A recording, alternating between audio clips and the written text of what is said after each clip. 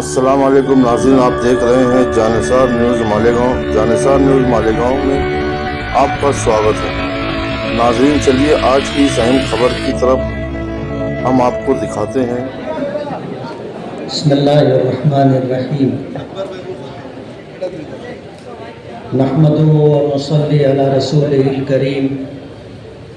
अम्मा बाद। अरबी का एक मक़ूला है, अस्सायु मिन्नी वल इत्मामु मिनल्लाह, कि कोशिश करना हमारा काम है और कामयाबी और नाकामी अल्लाह रब्बुल आलमीन के कब्ज़े कुदरत में। आज के हमारी इस मीटिंग के सदर मोहतरम, हमारे सियासी सरपरस्त, शहर की बुज़ुर्ग सियासी शख्सियत अलहाज मोहम्मद ईसा यूनुस ईसा साहब, स्टेज पे तशरीफ़ फरमा मजलिस इत्तेहादुल मुस्लिमीन के शिमाली महाराष्ट्र के सदर अलहाज डॉक्टर खालिद परवेज़ साहब, मुश्तरका सुन्नी तंजीम के रूह रवां सदर मोहतरम अलहाज यूसुफ इलियास सेठ साहब, स्टेज पर तमाम ही मुअज़्ज़ज़ीन शहर, कारपोरेटर हजरात और ऐसे लोग जो आने वाले कारपोरेशन इलेक्शन में उम्मीदवारी के ख्वाहिशमंद हैं। इसी तरह सोशल मीडिया से जुड़े हुए अहबाब, बुज़ुर्गों और दोस्तों, आज की हमारी इस मीटिंग का उन्वान है कि शहर में सियासी, समाजी, शहरी, तालीमी सुलगते मसाइल पर आज हम सर जोड़ करके बैठे। ये हमारी इलेक्शनी मीटिंग नहीं है। इलेक्शन का ऐलान होगा, फिर इलेक्शनी प्रोग्राम शुरू करेंगे। आज सूरत हाल जिस तरह की है, इन हालात में शहर के मौजूदा मसाइल पर हम सर जोड़ करके बैठे हैं। इलेक्शन आता है, इलेक्शन जाता है, इलेक्शन आता है, इलेक्शन जाता है, जीतने वाला जीतता है और हारने वाले घर जाते हैं।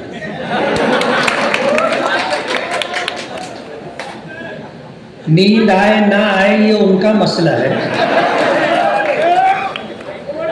बार बार हॉस्पिटल जाना पड़े ये उनका मसला है। क्लिनिक में पर्दे के पीछे बैठकर सलाइन लगवाना और बैठ करके सलाइन की नली पकड़े रहना, ये उनका मसला है। जीत हार होती है। 2014 का इलेक्शन हम भी आ रहे थे। हमने किसको तकलीफ दी थी? हमने किसकी जाती जिंदगी पर उंगली रखी थी? हम में से कौन दूध का धोया हुआ है? तुम दूसरों के गिरेबान में हाथ डालने की कोशिश कर रहे हो, पहले थोड़ा सा अपना गिरेबान भी झांक लो ना। मुझे नहीं कहना चाहिए था, अच्छा नहीं लग रहा है, वरना आपको मैं ये आगाही दे दूं कि जैसे ये ऑडियो रिकॉर्डिंग आप वायरल कर रहे हो और वक्फे वक्फे से कर रहे हो, हम साइकिल पर बैठने वालों की और रिक्शे पर बैठने वालों की ऐसी ऑडियो और वीडियो शूटिंग रोजाना वायरल कर सकते है हमारे पास मवाद। इलेक्शन से पहले हमारे पास वो सारी बातें आ गई थी जो आपके घर से शुरू हुई थी, लेकिन हमने उन लोगों से जो ये बात लेकर के आए थे बहुत सफाई के साथ कह दिया था कि भाई बेटी बेटी होती है, चाहे वो किसी की भी, बहन बहन होती है, चाहे वो किसी की भी हो। दो जुमला कह करके हमें उनको पैगाम देना था कि हम शुरू करेंगे भुरकी भौजी से लेकर और चांदौड़ बंबई से लेके मालेगांव तक की कहानी सुना सकते, लेकिन हम सियासत में किसी की जाती जिंदगी तक नहीं जानना चाहते। ऐब से पाक अल्लाह की जात है। गुनहगार कौन नहीं है?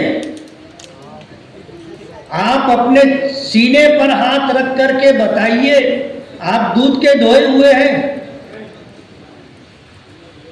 बहुत मशहूर जुमला है, बद अच्छा बदनाम बुरा, कि एक आदमी गुनाह करता रहता है लेकिन किसी को खबर नहीं होती तो वो बहुत पाकबाज समझा जाता है, समाज में मुअज़्ज़ज़ समझा जाता है।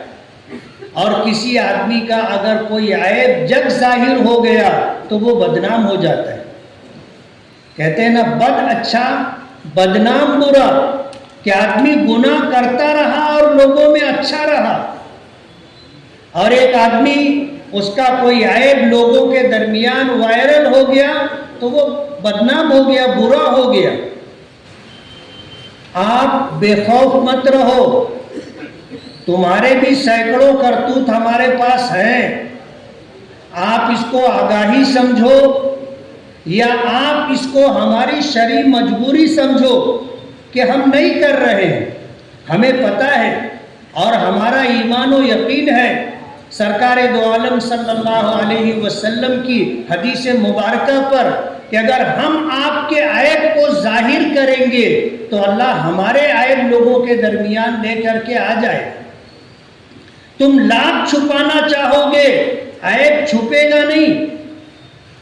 और मैं आपको बता देना चाहता हूं, जो लोग आपकी नाक का बाल बने हुए हैं, आपके तमाम अच्छे बुरे कामों में आपके साथ शरीक हैं, वो मजहबी एतबार से हमारे भक्त हैं।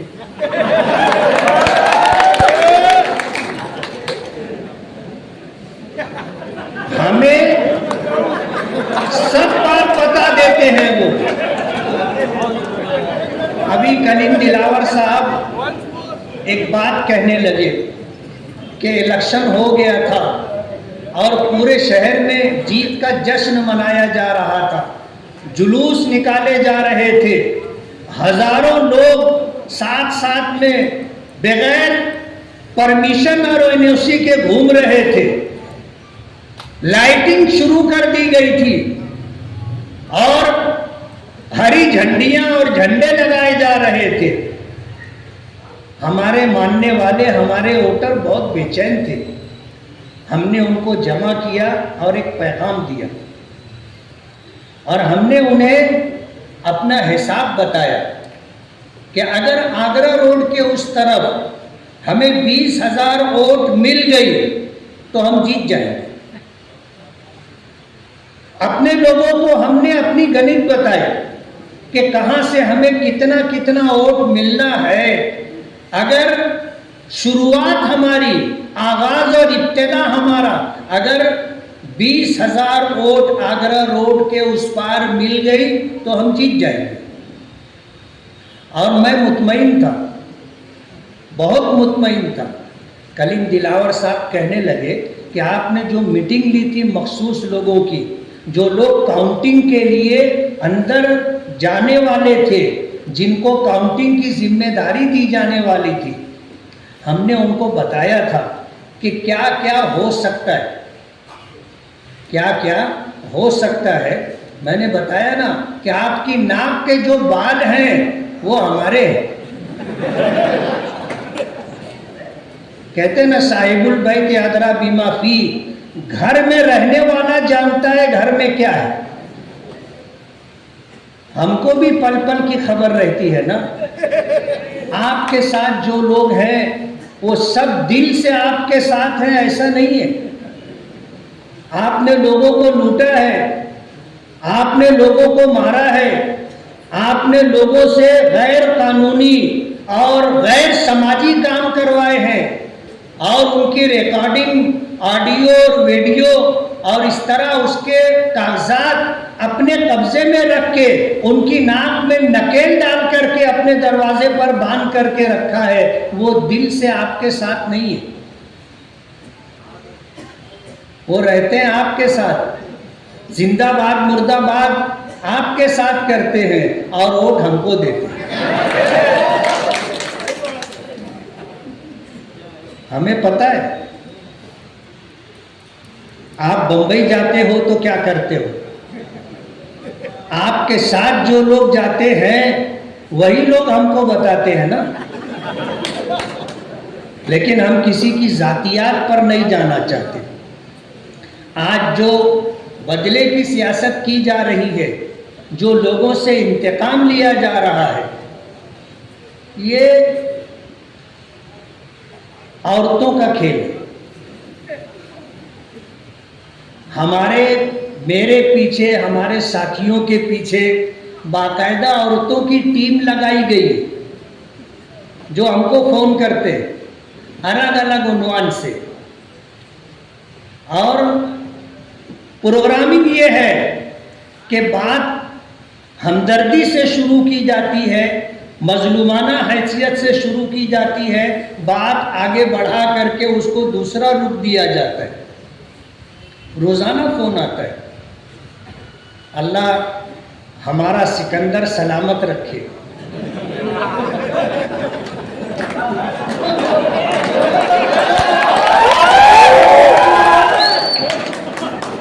मैं कुछ और कहना चाहता हूँ, आप कुछ और समझ रहे हैं। अल्लाह हमारी इज्जत सलामत रखे, अल्लाह हमारी कामयाबी सलामत रखे। लेकिन आपने जो समझा है, मैं कह दूं कि मेरे पास जब इस तरह का कोई फ़ोन आता है तो मैं उसको कहता हूँ, बेटा ये एक नंबर लिख और ये मेरे पीए सिकंदर का नंबर है, उससे बात कर ले।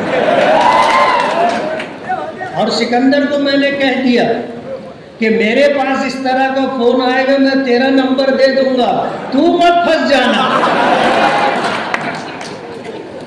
तू मत फंस जाना। और वो अच्छी तरह हैंडल कर लेता है। और जब उनको नाकामी मिलती है तो सिकंदर के बारे में ऐसा कहते हैं, ये सब सल्टाने वाला काम करता है। हम ये छोकड़ी छाप खेल नहीं खेलते। लड़ो ना मर्दानगी से। तुमने कौन सी कसर बाकी रखी थी और इलेक्शन में कौन सा हरबा आपने इस्तेमाल नहीं किया था? साम दाम दंड भेद सब इस्तेमाल कर लिया था ना। और इसकी वजह से तुम्हें असबाब के दर्जे में अपनी जीत का 100% यकीन था, लेकिन तुम खुदा को भूल करके चल रहे थे, खुदा को भूल करके चल रहे थे। मैं बिल्कुल मुतमईन था कि मैं जीत जाऊंगा। ये हमारे साथी लोग बैठे हैं। जाहिर बात है, एक खुदाई निज़ाम है जो इस दुनिया में चलता है। ये दुनिया अल्लाह चलाता है, उसके गैबी निज़ाम से ये दुनिया चलती है। बाकी ये जो कुछ दिख करके आता है, ये तो एक नुमाइशी चीज़ है। करने वाली ज़ात अल्लाह की है, उसी के करने से होता है। तुमने क्या कसर छोड़ी थी? कोई कसर बाकी नहीं रखी थी। काउंटिंग हो रही थी तो बंबई से, दिल्ली से फोन आ रहे थे ना। 2 बजे, पौने 2 बजे काउंटिंग मुकम्मल हो गई थी। रात के 8:30 9 बजे तक वही झिक झिक झिक झिक झिक झिक चालू थी। हम तो एक मर्तबा भी ऑब्जर्वर से बात करने नहीं गए। वहां पहुंचे, कुर्सी लगाकर एक किनारे बैठ गए। दोपहर का वक्त था, खाना नहीं खाए थे, खाना मंगवाए, वही खाना खाए। रात हो गई, फिर भूख लगी, खाना मंगवाए, वही खाना खाए। हम नहीं गए ऑब्जर्वर के पास। आखिरी दर्जे में जब कभी कोई बात रही तो मैंने डॉक्टर खालिद परवेज से कहा कि डॉक्टर साहब आप देखो। कहा, ये लोग गए, अपने तौर पे बात किए। और अभी जैसे डॉक्टर खालिद परवेज साहब ने बताया कि हमारी पार्टी के कौमी सदर बैरिस्टर असदुद्दीन ओवैसी साहब, मजलिसे इत्तेहादुल मुस्लिमीन के तमाम जिम्मेदारान, महाराष्ट्र के कहो और मुल्क के कहो, उनका फ़ोन था कि आप रिकाउंटिंग की इजाज़त मत देना, एनओसी मत देना। डॉक्टर साहब ने इसका तस्करा किया। अंदेशा था कि नतीजे बदल सकते, लेकिन जिसे अल्लाह रखे उसे कौन चखे। मैं जब ऑब्जर्वर के पास गया तो बड़ी अजीब व गरीब बात उसने कही।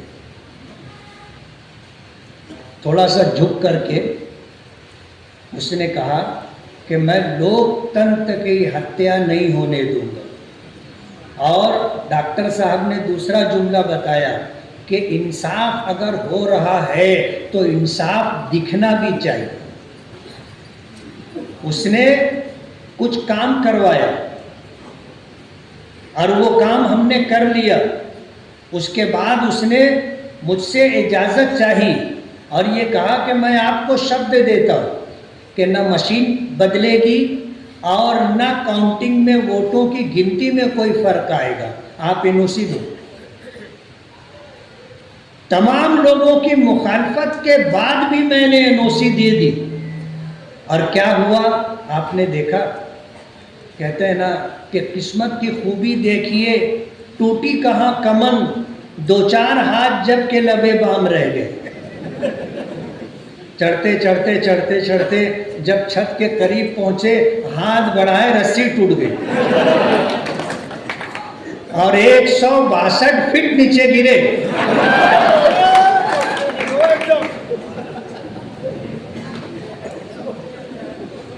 कुदरत का अजीब व गरीब निज़ाम। कुदरत को भूल करके बात करने वाले हमेशा जलील होते। आज जिस तरह सोशल मीडिया पर हमारे बारे में लिखा जा रहा है, जाहिर बात है मुझसे कुछ लोग कहने लगे कि आपको इतना सब कुछ लिखा जा रहा है, आपको तकलीफ़ नहीं होती। मैंने कहा होती है। गालिब ने कहा है ना कि दिल ही तो है न संग व खिश्त, दर्द से भर न आए क्यों, रोएंगे हम 1000 बार, कोई हमें रुलाए क्यों। दुख हमें भी होता है, लेकिन हम हर अरे गहरे को मुंह नहीं लगाते। और हमें पता है कि पच्चरों और नौकरों के चले जाने से ऑल इंडिया मजलिसे इत्तेहादुल मुस्लिमीन का कुछ बिगड़ने वाला नहीं। पच्चर रहते हैं, नौकर रहता है। और बैलगाड़ी के नीचे चलने वाले की क्या हैसियत है आपको पता है। उसको ये जोम हो जाता है कि बैलगाड़ी मैं चला रहा। 2019 का इलेक्शन हुआ था, अल्लाह ने कामयाबी दी थी। बहुत सारे लोग थे जिनका दावा था कि हमारी वजह से मुफ्ती साहब जीते। 40,000 वोट हमारी थी, 30,000 वोट हमारी थी, 10,000 वोट हमारी थी। ऐसे बोलने वालों की जब सब वोट हमने इकट्ठा की तो मालूम पड़ा कि यार अपनी तो एक वोट भी नहीं है। अपनी तो एक वोट भी नहीं है। फिर उन्होंने ये तय किया कि अब ये 2024 का इलेक्शन हम इनको हराएंगे।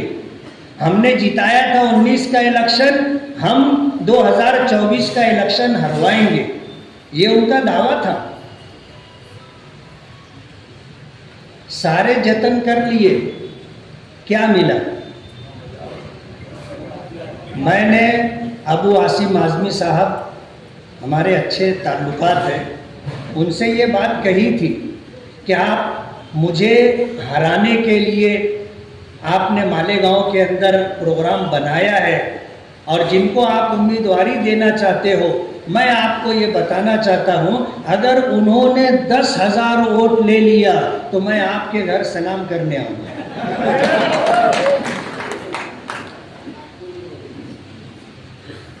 मैंने नागपुर असेंबली इजलास में इलेक्शन से पहले जो था सर्दी का इजलास, उस वक्त उनसे कहा था उनको भी कुछ धक्का लगा था मेरी बात से। अखिलेश यादव को मालेगांव लेके आए, इकरा हसन को 2 मरतबा लाए, मोहिबुल्लाह नदवी साहब को 2 मरतबा लाए, और भी लोकसभा के पार्लियामेंट के मेंबरों को लेकर के आए। हम किसी को टारगेट करके तकलीफ नहीं देना चाहते, वरना हम अगर पीछा उठा लेंगे तो भाई डिप्रेशन में चली जाएगी।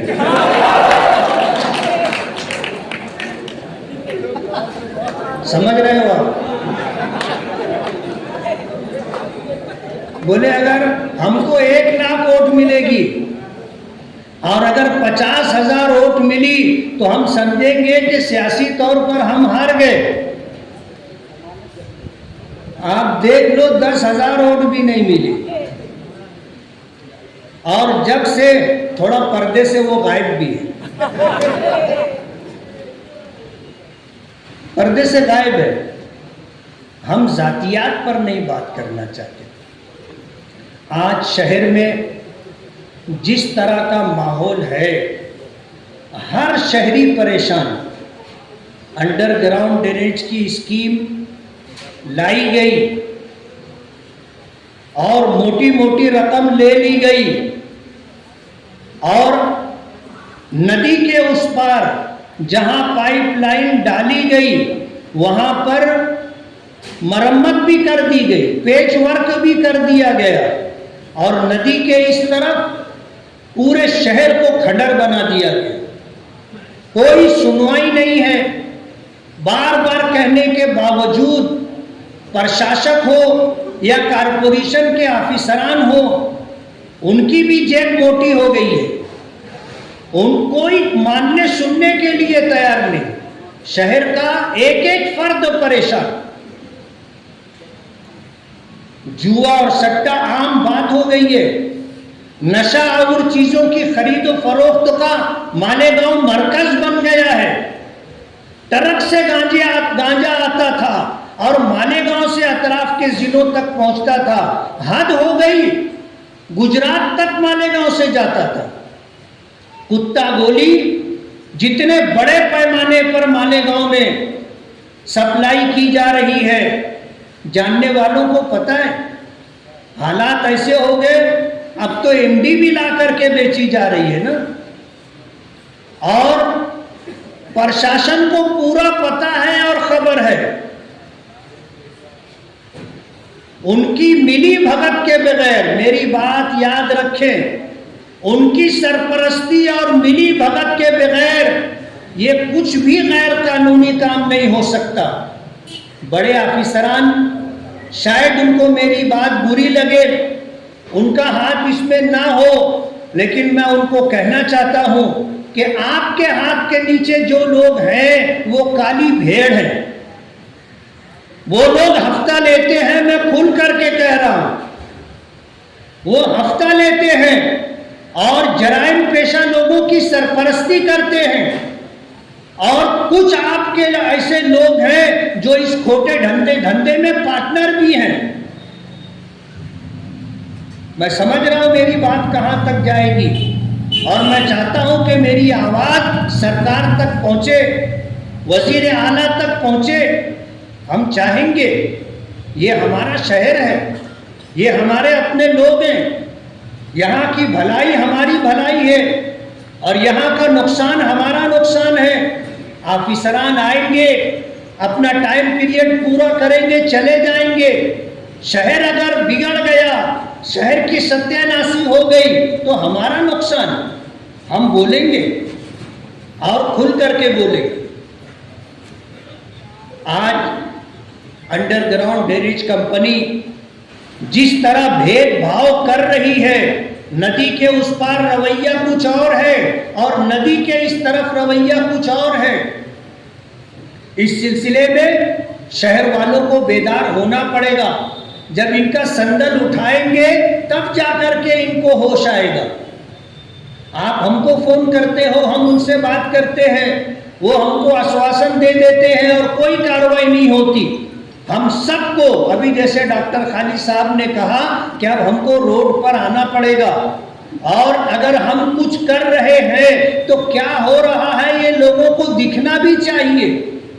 हम दिखाएंगे, हमारा मिजाज नहीं है, लेकिन जब करने पर आते तो आगरा रोड बंद किए थे ना, कमिश्नर को आना पड़ा था, हम दोनों बाजू बाजू में खड़े थे, कोई सरफिरा था, गटर से डब्बा भर लाया गंदा पानी, और जब डाला तो मेरे और उसके ऊपर दोनों पे आधा आधा है। तो ये सब कुछ हम कर सकते, हमारे पास भी ऐसे सरफिरे वर्कर हैं, नहीं है ऐसी बात नहीं, हमें पता है, और हम वो सब कुछ कर सकते हैं जिसके करने की तुम हमको धमकी देते हो। हमने कोई चूड़ियां नहीं पहन रखी और हम कभी डरते भी नहीं। तुम निकलते हो तो अपने साथ जुलूस लेके निकलते हो, हम तो दिन हो या रात अकेले निकलते,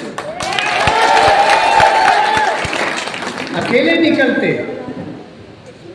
प्रशासन परेशान है, डिपार्टमेंट परेशान है, मना करता है, तुम कहीं भी उठे पुठे गाड़ी लेकर के निकल जाते। हमने किसी का बिगाड़ा नहीं है, ऊपर वाला हमारी हिफाजत करता है, हमारा कुछ बिगड़ेगा नहीं। अभी हम लोग आ रहे थे तो एक बहुत बड़ा मजमा साथ में आ रहा था, एक छोटा बच्चा, मेरे ख्याल से शायद 5 या 6 साल का होगा, वो आके बोलने लगा, बोले मुफ्ती साहब बारात ले जा रहे हो क्या?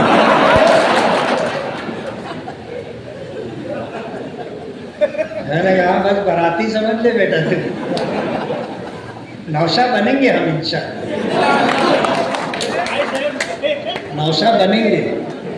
मासूम बच्चों की जुबान से जो बात निकल जाती उसका कुछ न कुछ असर होता है।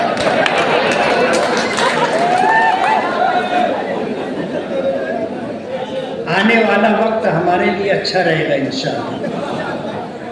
मुल्क के प्राइम मिनिस्टर ने पूरे मुल्क के लोगों को कहा था अच्छे दिन आएंगे, लेकिन हमारा मानना है वो हमारे लिए बोला गया जुमला है, अच्छे दिन आएंगे इंशाअल्लाह। और हमारे यहाँ तो मायूसी नहीं है ना, हमारा ईमान हमें ये हिम्मत हौसला देता है, हमारा ईमान हमें ये पैगाम देता है कि करने वाली जात अल्लाह की है। हम अगर सही तरीके से मेहनत और कोशिश करेंगे तो इंशाअल्लाह कामयाबी हमारा मुकद्दर होगी। मैं मालेगांव के लोगों को मुबारकबाद दूंगा और उनका फिर शुक्रिया अदा करूंगा कि होशमंदी से आपने काम किया था और शहर में हमें आपने फिर खिदमत करने का मौका दिया। लेकिन ये आधी कामयाबी है, मुकम्मल कामयाबी उस वक्त होगी जब कारपोरेशन में हमारा कोई शख्स मेयर बन करके बैठेगा। एक एमएलए होता है, उसको साल का 5 करोड़ रुपए का फंड मिलता है, और 5 करोड़ में कितना काम होता है आपको पता है? कारपोरेशन का बजट 1000 करोड़ रुपए के ऊपर है। कारपोरेशन में राज करने वाले अगर इस शहर पर थोड़ी सी हमदर्दी के साथ तवज्जो देते, सारे कच्चे रास्ते पक्के बन गए होते। 250 करोड़ 300 करोड़ रुपया शहर की तामीर और तरक्की में इस्तेमाल होता है। कहीं दिखा आपको? लेकिन खर्चा हुआ,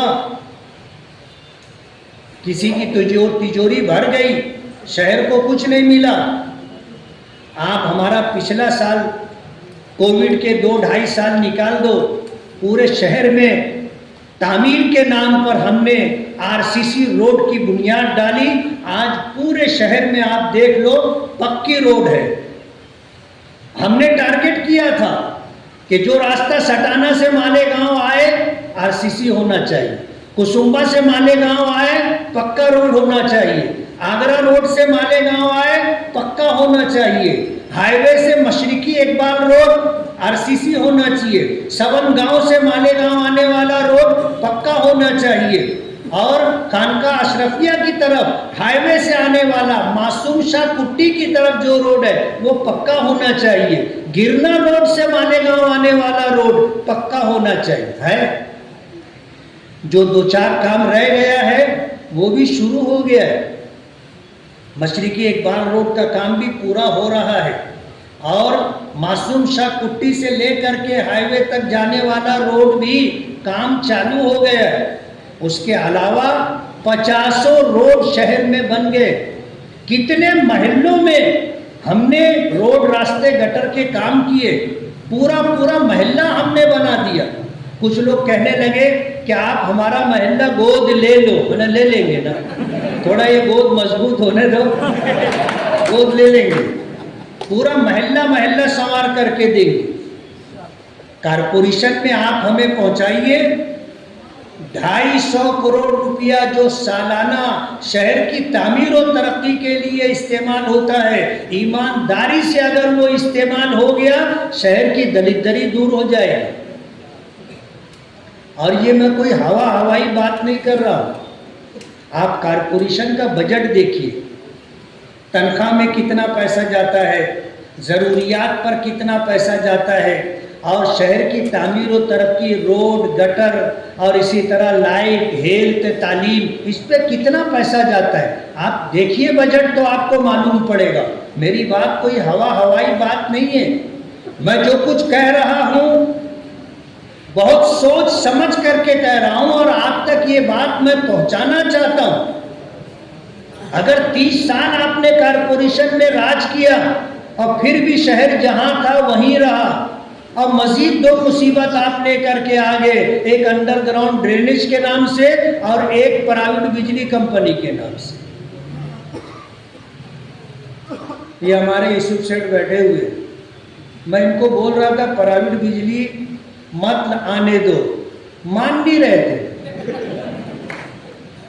बुनकर जितने हैं ये सब मिलकर के मुझको समझाते थे, मुफ्ती साहब ट्रांसफार्मर उड़ेगा 12 घंटे में लग जाएगा, ऐसा होगा ऐसा हो जाएगा, वैसा होगा ऐसा हो जाएगा।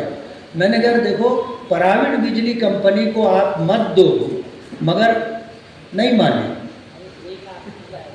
शेख आसिफ लाया था, मैं कह रहा था आप मुखालफत करो, बुनकर लोग मुखालफत करो, मैं ये बोल रहा था। मैं उस वक्त एमएलए नहीं था, लेकिन मैं इनको जता जता करके बोल रहा था कि प्राइवेट बिजली कंपनी अजाब है, अजाब। आज देख लो, जो पेनल्टी के नाम पर, एमटी शूटअप के नाम पर और एवरेज बिल के नाम पर अलग अलग तरीके से जो बिल बना करके दिया जाता है, बुनकर का तो फेवजी उड़ जाता ना। कोई दिन ऐसा नहीं होता कि इस तरह प्राइवेट बिजली कंपनी के हाथों लुटने वाले लोग हमारे पास कंप्लेन लेकर के ना आते हो। बिल बना के दे दिया, आपको भरना पड़ेगा।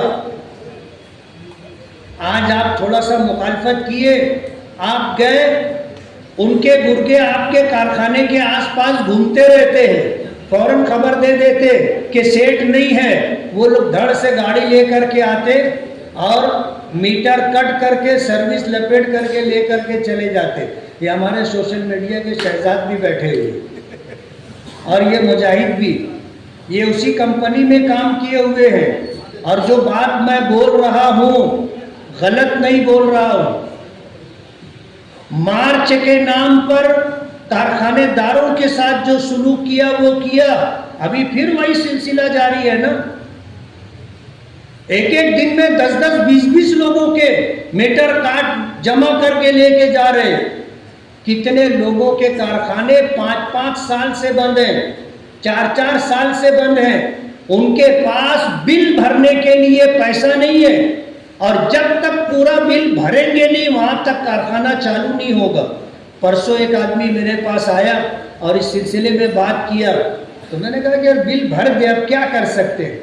बोले भरना पड़ेगा ना, 5 साल से कारखाना बंद है। एक आदमी के पास शेड भी है, लूम भी है, सब कुछ है, लेकिन बिजली नहीं है। 5 साल से कारखाना खड़ा है। आप सोचो उस शेड की हालत मजदूर से भी बदतर है।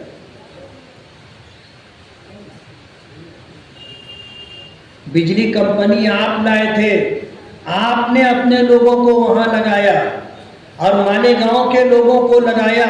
ये घर के भेदी थे, इन्होंने कंपनी से वफादारी बताई और उनको बताना भी चाहिए, तनख्वाह वहां से लेते थे, लेकिन मालेगांव को वाट लगा दी। प्राइवेट बिजली कंपनी और पूरे शहर में अंडरग्राउंड ड्रेनेज के नाम से जो बदहाली आई है, इसके खिलाफ हमें उठना पड़ेगा। नशे का जो कारोबार हो रहा है उसके खिलाफ उठना पड़ेगा। आज शहर में औरतों के कुछ ग्रुप हैं, मर्दों के कुछ ग्रुप हैं जो हमारे नौजवानों को और हमारी बच्चियों को गलत रास्ते पर डाल करके, उनकी वीडियो बना करके उनको मजबूर करते हैं आगे गुनाह के रास्ते पर जाने के लिए। मैं तो हैरान हो गया कि फरवरी, मार्च, अप्रैल, मई, ये 4 महीना 48 लोगों ने खुदकुशी की है और इन खुदकुशी करने वालों में बड़ी तादाद हमारी बच्चियों की है। दूसरे नंबर पर हमारे बच्चे हैं और गिने चुने बड़ी उम्र के लोग हैं। अपनी जान कौन देता है? जान देना आसान बात नहीं है। हमने तो जामे मस्जिद से, और अभी एक बच्ची ने खुदकुशी की तो उस मौके पर हमने पैगाम दिया एहलियाने शहर को, अपने नौजवान बच्चों और बच्चियों के, कि कोई हम में से ऐसा नहीं है जो गुनहगार नहीं है। अगर अपनी नादानी की वजह से कोई गलत कदम आपका उठ गया है, आप घबराओ मत, ब्लैक मेलरों से डरो मत, आप हमारे पास आओ, दीनी तंजीमों के पास आओ, दीनी तंजीमों के पास आओ, हम आपका मसला हल करके देंगे। आपको खुदकुशी करने की ज़रूरत नहीं है। आप अपनी इज्जत, अपने ख़ानदान और माँ बाप की इज्जत की वजह से डर के आप खुदकुशी करते हो, आप डरो मत। अल्लाह भी गुनाह को माफ़ करता है, समाज भी आपको माफ़ करेगा। आप अपनी मुसीबत और अपनी परेशानी अगर इन ब्लैक मेलरों की वजह से आपने छुपा करके रखा और उसको अकेले आप झेल रहे हो, ऐसा मत करो। आप अपनी बहन को, अपने भाई को, अपने माँ बाप को, अपने ख़ानदान के सरपरस्तों को आप बताओ, हम आपका मसला हल करके देंगे। शहर में जो ऐसे ग्रुप हैं औरतों के और ऐसे ग्रुप हैं जो मर्दों के, मुझे मालूम है, और मैं आज की इस मीटिंग से ये पैगाम देना चाहता हूं कि उनको अपनी खैर मना लेना चाहिए। हमारे पास एक आदमी भी अगर आ गया पुख्तगी के साथ कि इन्होंने हमारे साथ ऐसा किया है, तुम यकीन मानो वो गत तुम्हारी करेंगे कि तुमने जिंदगी में नहीं सोचा होगा।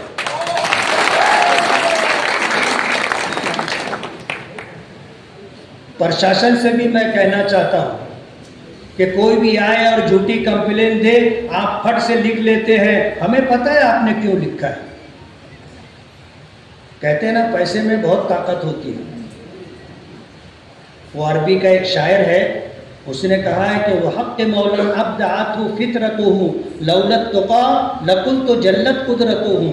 ये तो अल्लाह ताला का हक़ है कि उसको जल्ला जलालुहु कहा जाता है। अगर उसका डर नहीं होता तो हम कहते पैसा जल्ला जलालुहु। इतनी ताकत है पैसे में। कोई भी आया, झूठी कंप्लेन दिया और आपने लिख ली, और आप हमको ये सबक पढ़ाते हो कि वो क्या करें, हमारी मजबूरी है, आके कंप्लेन दी तो हमने ले ली। गांव में गाड़ियां चोरी होती है, आपने क्या किया? गांव में लोगों को कटर मारकर, कुल्हाड़ी मारकर लूट लिया जाता है, आप क्या कर रहे हैं? शहर के अंदर नशे का कारोबार उरूज पर है, आप क्या कर रहे हैं? शहर में जुआ सट्टा धूम से खेला जाता है, आप क्या कर रहे हैं? हाईवे पर लोगों के मोबाइल छीन लिए जाते हैं, आप क्या कर रहे हैं? वहां आपको अपनी कारकर्दगी नहीं बतानी है क्या? झूठी कंप्लेन देने वालों की आप कंप्लेन ले करके फिर इस तरह की कार्रवाई करेंगे, शहर इसको बर्दाश्त नहीं करेगा। हम भी मुंह में जुबान रखते हैं और जहां कहना है वहां हम अपनी बात पहुंचाएंगे। और आज के इस तरक्की याफ्ता ज़माने में कैसे लोगों की बात बना संवार करके मुख्तलिफ ऐप के ज़रिए से पेश की जा सकती है, अभी डॉक्टर खालिद परवेज साहब ने बताया। हमारे साथ भी ऐसा हो सकता है। जाहिर बात है, जब आपके पास ऐप है और हर एक के मोबाइल पर है, आप देख लो आवाज़ किसी और की होती है, तस्वीर किसी और की होती है, और जो कहा जाता है वैसा ही होंठ भी हिलता है ना, है ऐसा ऐप। तो ये आज इस तरक्की याफ्ता ज़माने में बगैर कोई इंक्वायरी किए, बगैर बुनियादी किसी सबूत और शवाहिद के आपने कंप्लेन ले ली और कार्रवाई आपने की है, वक्त आपको माफ नहीं करेगा। आप इस जोम में ना रहें कि कोई आपकी गिरेबान पर हाथ डालने वाला नहीं है। आपके वरिष्ठ ऊपर बैठे हैं, वो ये काम कर सकते हैं। इसलिए हम अपने मेयार से नीचे होकर के कोई काम नहीं करना चाहते, वरना रोजाना एक एक वीडियो और ऑडियो वायरल हो सकती है। तुमको खुद पता है ना तुम क्या हो, तुमको खुद पता है। तुम्हारे घर में लोग हैं क्या करते हैं तुमको पता है, तो दूसरों को भी पता है ना। लेकिन हम ये हरकत नहीं करना चाहते। करने के लिए अगर आदमी तुल जाए तो फिर बहुत कुछ हो सकता है ना। ऐब से पाक तो सिर्फ अल्लाह की ज़ात है। इसलिए शहरी मसाइल पर आज हमने ये मीटिंग ली है। आज तालीमी कैंपस को ऐसे लोग जो तुम्हारी पार्टी में नए नए शामिल हो रहे हैं और तुम्हारी ईमा पर उनको स्कूलों को और उनके मैनेजमेंट को टारगेट किया जा रहा है। आप हारे थे तो आपने स्कूलों का नाम लिया था ना, फला स्कूल फला स्कूल फला स्कूल है रिकॉर्ड में हमारे पास। आपने वहां के टीचरों को टारगेट किया था और आज पूरे शहर के लोगों को आप डरा रहे हो, बुज़दिल बनाने की कोशिश कर रहे हो, खौफजदा करने की कोशिश कर रहे हो कि मालेगांव के लोगों ने लोकसभा इलेक्शन में बीजेपी के उम्मीदवार को शिकस्त दी और कांग्रेस पार्टी सेकुलर पार्टी के उम्मीदवार को फतेह याब किया, इसलिए तुम पर यह हालात है। शहर देख रहा है। आप पार्लियामेंट इलेक्शन में किसके साथ थे, शहर देख रहा है, शहर को पता है आप क्या कह रहे थे, क्या कर रहे थे, शहर को पता है। और कहते हैं ना, बिल्ली ज़्यादा देर तक थैली के अंदर नहीं रहती, जब तक बांधा हुआ है मुंह जभी तक रहती है। थैले का मुंह खुला कि बिल्ली थैले के बाहर। इलेक्शन का रिजल्ट आया, कह दिए 5 साल में एक लेटर नहीं दूंगा शोभा ताई बच्चा हो। बराबर है, बराबर है। 5 साल में एक लेटर नहीं लूंगा किसी काम के लिए उनसे।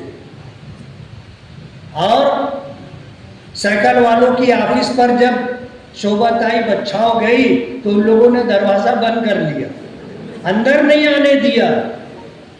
बिल्ली थैले के बाहर आ गई। तुमको बहुत ज्यादा सदमा हो गया कि हम जिनके साथ थे वो तो हार गए और जिनके साथ हम नहीं थे वो जीत गए। दर्द इनको था और दर्द का इजहार उन्होंने कर दिया। और पार्लियामेंट इलेक्शन में कहां कहां से मदद आई, कैसी कैसी मदद आई, मालूम है ना लोगों को, सब मालूम है। कोई बात छुपती नहीं है सियासत में।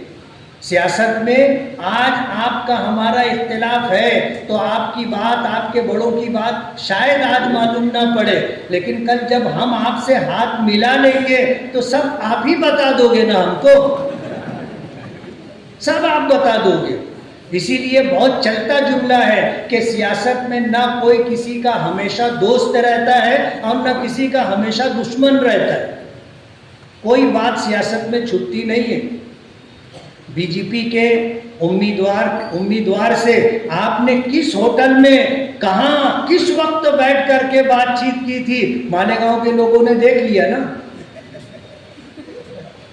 देख लिया मालेगांव के लोगों ने। बेचारी शोभा ताई बच्चाओं की ऐसी बेइज्जती ये लोग कर रहे थे, ऐसी खराब खराब बात बोल रहे थे।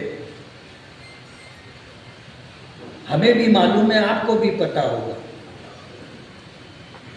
लेकिन कहते ना कि कोशिश करना अपना काम है, और कामयाबी कोई समझ सकता था कि शोभा ताई बच्चाओं जीतेगी, और कोई समझ सकता था कि हम जैसा बेमाया आदमी असेंबली इलेक्शन जीतेगा। हमारे जितने करीबी लोग थे, जिनको कुछ सियासत समझती थी, सभी परेशान थे। उनका चेहरा मैं पढ़ता था ना, नाउम्मीद हो रहे थे।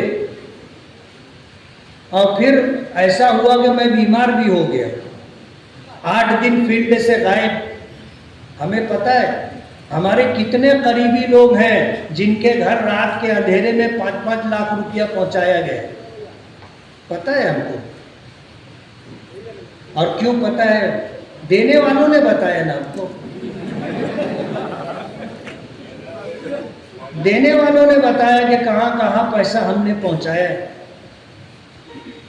कोई बात छुपती नहीं है, सब बात का पता लोगों को हो जाता है। और मालेगांव शहर सियासी एतबार से बेदार शहर है, समझता है, बेवकूफ़ नहीं है। आप बेवकूफ़ बनाने की कोशिश करते हैं और आप ऐसा समझते हैं कि लोगों को समझता नहीं है, तो आपको समझ लेना चाहिए कि लोग बेवकूफ़ नहीं हैं, समझ रहे हैं। इसलिए जो करने का काम है वो कीजिए। छचन करना, लोगों को बेवकूफ़ बनाने का काम बंद करो। अभी जैसे डॉक्टर साहब ने एक बात कही कि जब हाई कोर्ट में वकील खड़ा करना था आर्गूमेंट के लिए, तो सीनियर काउंसिल तो जाने दो, हाई कोर्ट का वकील तो जाने दो, मालेगांव में जूनियर के जूनियर को वहां खड़ा किया। क्या लोगों को दिखता नहीं है? क्या लोगों को समझता नहीं है? सब समझता है। अभी मुझे किसी ने पर्ची दी कि डॉक्टर सुभाष भामरे साहब ने जो पिटीशन डाला था, इलेक्शन पिटीशन शोभा ताई बच्चाओं के खिलाफ, वो खारिज हो गया।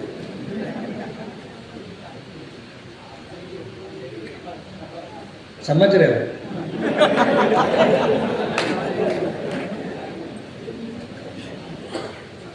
आएगी इंशाअल्लाह खबर हमारी कामयाबी की, आएगी खबर। कुछ लोग बहुत परेशान हैं जो बेचारे हमारे हमदर्द हैं और जिनको इन बातों की गहराई का इल्म नहीं है, तो वो परेशान हैं। उनको मैंने तसल्ली देते हुए कहा कि 1952 से लेकर के आज तक जो इलेक्शन हुए, कास्ट सर्टिफिकेट आप छोड़ दो, उसके अलावा जितनी पिटीशन डाली गई, किसी पर कोई फैसला नहीं आया। 2009 का इलेक्शन हारे थे तो पिटीशन डाले थे ना, 19 का इलेक्शन हारे थे तो पिटीशन डाले थे ना, क्या हुआ? अब 24 का इलेक्शन हारे हैं, फिर पिटीशन डाले। ऐलान ये किया था कि जीत और हार अल्लाह का फैसला है, हमें मंजूर है, तो काहे को हाई कोर्ट गए? फिर पिटीशन लेकर के फिर हाई कोर्ट क्यों गए? फैसला हमें मंजूर था 2014 में, हम तो नहीं गए थे हाई कोर्ट। हमने हार तस्लीम की थी, 5 साल फिर हमने मेहनत की, 2019 में हम जीते, फिर हमने काम किया। मालेगांव के किसी सियासी लीडर ने मालेगांव वालों को ये बात बताई कि मालेगांव में काम करने से कोई नहीं जीतता, काम की बुनियाद पर किसी को वोट नहीं मिलती। लेकिन मैं इस बात से मुत्तफिक नहीं।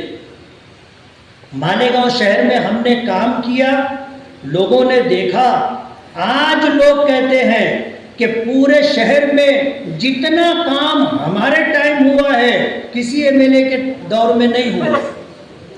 और लोगों ने हमको फिर नवाजा भी ना। अगर ये हर वोटर लिस्ट में 100 नाम डबल, इधर के नाम उधर, उधर के नाम उधर। डॉक्टर खालिद परवेज ने बताया कि बीएलओ को पता ही नहीं है, उसने नाम दिया ही नहीं।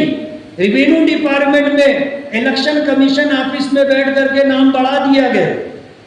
और वो हमको ये बोलते हैं कि नाम बढ़ाने के लिए हमें इख्तियार है, नाम कम करने का हमको इख्तियार नहीं। 35,000 वोट उन्होंने ऐसे बढ़ाई थी। और सुबह के पहले 2 घंटे में हमारे मानने वाली हमारी वोटों को उन्होंने गिरवा दिया था। तो नतीजा 162 का आया, वरना 30,162 का नतीजा था। यूसुफ सेठ थोड़ा ज़्यादा बढ़ा के बोल दिए 50,000।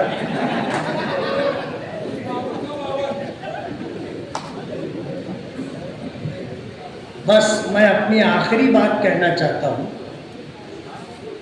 आपने जो मेहनत की, जो कोशिश की, और जिस तरह हमें कामयाबी अल्लाह पाक ने अता की आप लोगों के ताउन से, ये आधी कामयाबी। ये कामयाबी उस वक्त मुकम्मल होगी जब कारपोरेशन पर हमारा इख्तियार होगा।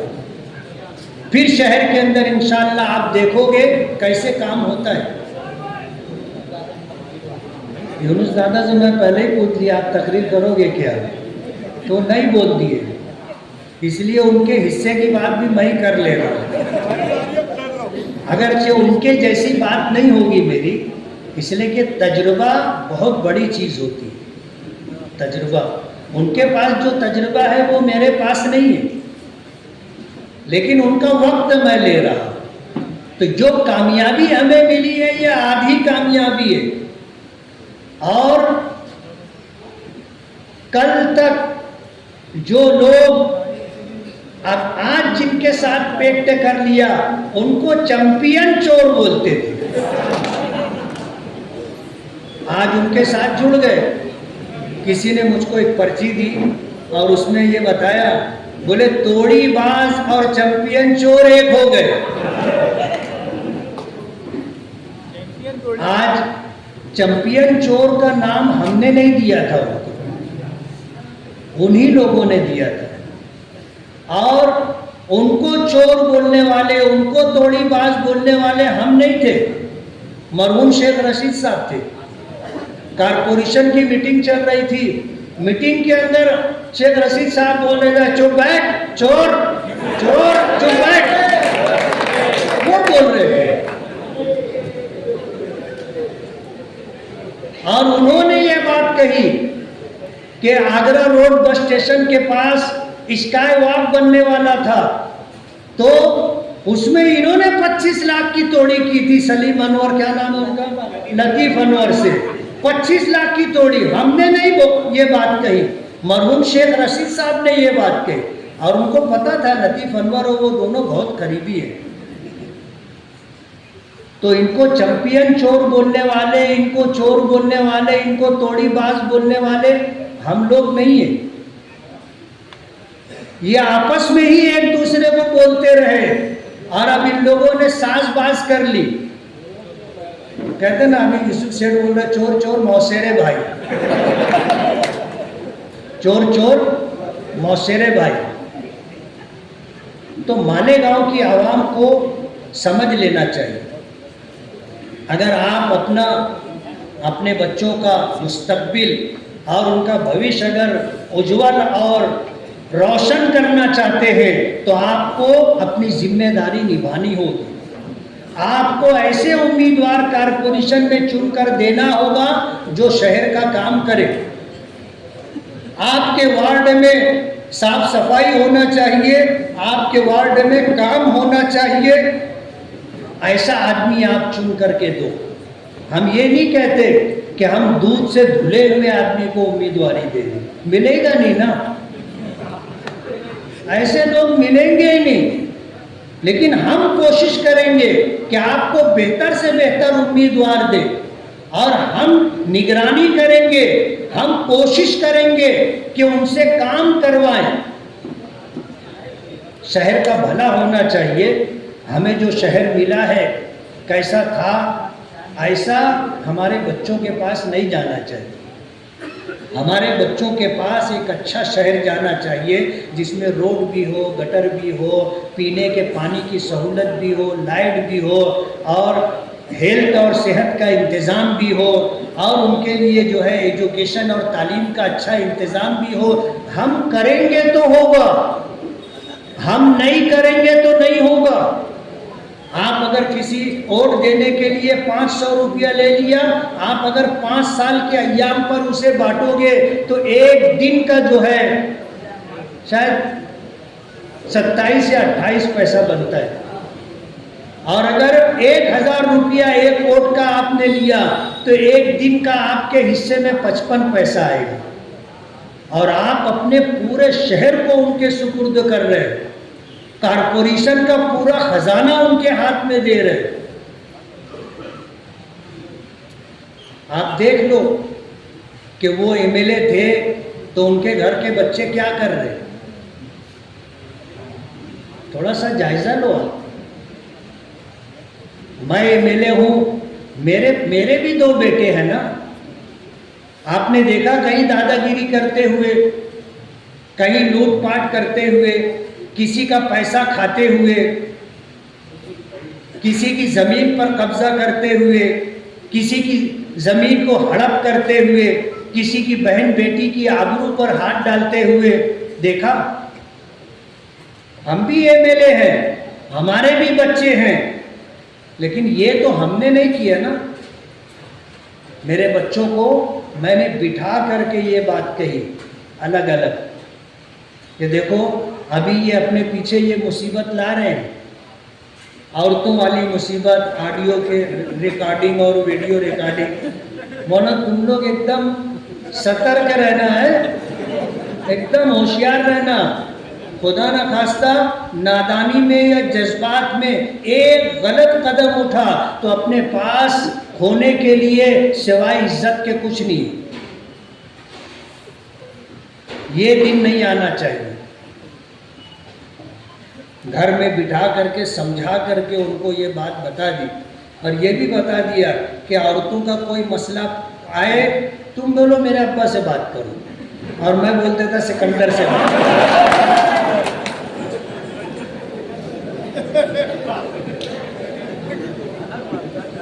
क्या है, नफ्स और शैतान हमारे साथ भी लगा हुआ है, और अल्हम्दुलिल्लाह हम लोग मर्द हैं, मर्द हैं। इसलिए अगर अल्लाह की मदद शामिल हाल ना हो तो हमारे कदम भी डगमगा सकते हैं। इसलिए आज हमें आधी कामयाबी मिली है, और सबक के दर्जे में ये आप लोगों की कोशिशों का नतीजा है। आधी कामयाबी लेना बाकी है। आने वाले कारपोरेशन इलेक्शन में अगर हम रहेंगे तो दोनों ताकत मिल करके मालेगांव को एक शानदार, एक बेहतरीन मुस्तकबिल देने की कोशिश करेंगे। आप सभी हजरात का बहुत बहुत शुक्रिया। आप हजरात जो है इस शॉर्ट नोटिस के ऊपर इस मीटिंग में आए, जो मीटिंग जलसे जैसी दिखाई दे रही है। मुझे एक पर्ची एक ऐलान के लिए दी गई है कि दिलावर हाल में बरोज़ इतवार नशे के ख़िलाफ़ एक मीटिंग नईम दिलावर की जानिब से रखी गई है। उस प्रोग्राम में भी आप सभी हजरात शरीक हों। आप हजरात का बहुत बहुत शुक्रिया। हम अल्लाह रब्बुल आलमीन के शुक्रगुज़ार हैं। उसके बाद आप हजरात के दुआ कर लें। बिस्मिल्लाहिर्रहमानिर्रहीम, अल्हम्दुलिल्लाहि रब्बिल आलमीन, अल्लाहुम्मा सल्लि अला सय्यिदिना मुहम्मदिन अदद मा फी इल्मिल्लाहि सलातन दाइमतन बिदवामि मुल्किल्लाह। अल्लाहुम्मा मा अमसा बी मिन निअमतिन औ बी अहदिन मिन खल्क़िक फमिनका वहदका ला शरीका लक फलकल हम्दु व लकश शुक्र रज़ीना बिल्लाहि रब्बा व बिल इस्लाम दीना व बि मुहम्मदिन नबिय्यन व रसूला व बिल कुरआन हकमन व अदला अल्लाहुम्मा अइन्ना व ला तुइन अलैना वंसुरना व ला तंसुर अलैना वमकुर लना व ला तमकुर अलैना अल्लाहुम्मा अइन्ना अला दीनिना बिद्दुनिया व अला आखिरतिना बित्तक़वा अल्लाहुम्मा यस्सिर लना उमूरना मअर राहति लिक़ुलूबिना व अबदानिना वस्सलामति वल आफियति फी दीनिना व दुनियाना जज़ल्लाहु अन्ना मुहम्मदन सल्लल्लाहु अलैहि वसल्लम मा हुवा अहलु सल्लल्लाहु तआला अला खैरि खल्क़िही मुहम्मद व आलिही व अस्हाबिही अजमईन बिरहमतिका या अरहमर। अगर आपने अभी तक हमारा चैनल सब्सक्राइब नहीं किया तो हमारे चैनल को सब्सक्राइब